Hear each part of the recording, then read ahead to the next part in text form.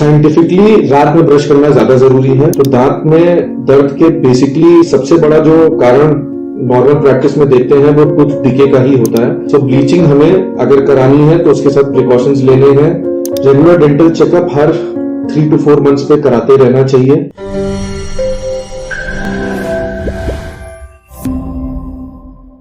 दांत में दर्द की क्या वजह हो सकती है? दांत में दर्द के बेसिकली दो कारण बड़े, अगर हम बात करें समझने की, तो दो बड़े कारण होते हैं। दांत में एक इन्फेक्शन दांत के थ्रू जा सकता है और दूसरा इन्फेक्शन दांत में गम्स के थ्रू जा सकता है। तो दोनों ही सिचुएशन में पेशेंट को तो हमेशा दांत में ही दर्द होगा। तो दांत में दर्द के बेसिकली सबसे बड़ा जो कारण नॉर्मल प्रैक्टिस में देखते हैं वो टूथ डिके का ही होता है।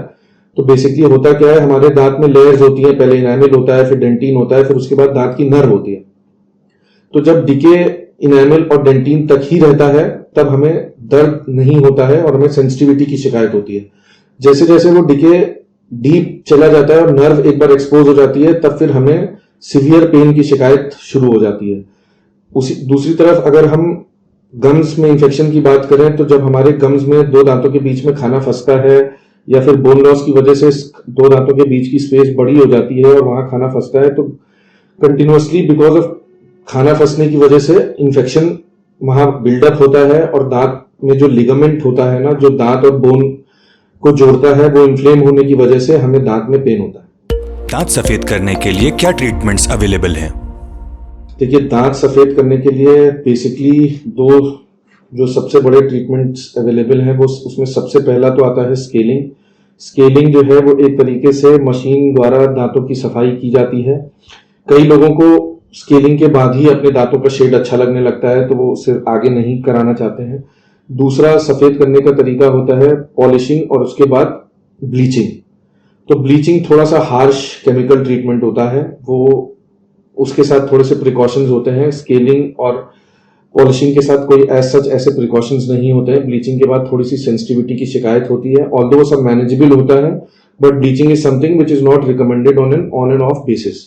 सो ब्लीचिंग हमें अगर करानी है तो उसके साथ प्रिकॉशंस लेने हैं।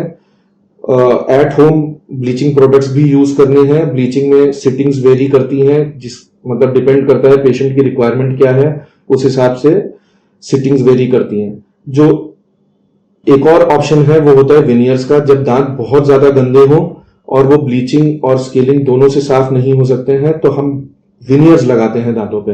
विनियर्स जो है वो बेसिकली लैब मेड शेल्स होते हैं, वो लैब में भी बनते हैं, वो आप चेयर साइड भी कर सकते हैं। तो वो बेसिकली दांतों के ऊपर एक शेल लगा दिया जाता है एक स्पेसिफिक शेड का जो पेशेंट को पसंद हो, तो उस तरीके से भी उसके दांत सफेद हो सकते हैं। कैविटीज से बचने के लिए हम क्या कर सकते हैं? कैविटीज से बचने के लिए हमको oral hygiene is the prime thing जो हमें जिसपे फोकस करना चाहिए। ओरल हाइजीन के लिए गुड ब्रशिंग टेक्निक और उसके साथ साथ माउथ वॉश का यूज करना चाहिए। हर मील के बाद माउथ रिंस करना चाहिए। और जैसा कि हमारे लोगों में मिथ है ना कि सवेरे ब्रश करना बहुत जरूरी है, साइंटिफिकली रात में ब्रश करना ज्यादा जरूरी है। बिकॉज रात में आप जब खाना खाते हैं उसके बाद जब खाना वो लेयर दांतों पे फंसी रहती है और फिर जब आप सोते हैं तो वो बैक्टीरिया के लिए सबसे कंड्यूसिव एनवायरनमेंट होता है ग्रो करने के लिए। तो सबसे जरूरी जो चीजें हैं वो है brushing and mouth wash. Mouth wash इसलिए बहुत जरूरी है बिकॉज माउथ वॉश में जो क्लोरेक्सिडीन होता है उसको कहते हैं, उसकी सब्सटैंटिविटी 12 आवर्स की होती है, मतलब 12 आवर्स के लिए वो बैक्टीरियल एक्टिविटी को रिड्यूस कर देता है। तो इसलिए माउथ वॉश करना बहुत जरूरी है। रेगुलर डेंटल चेकअप कितनी बार करना चाहिए? Regular dental checkup her 3 to 4 months पे कराते रहना चाहिए।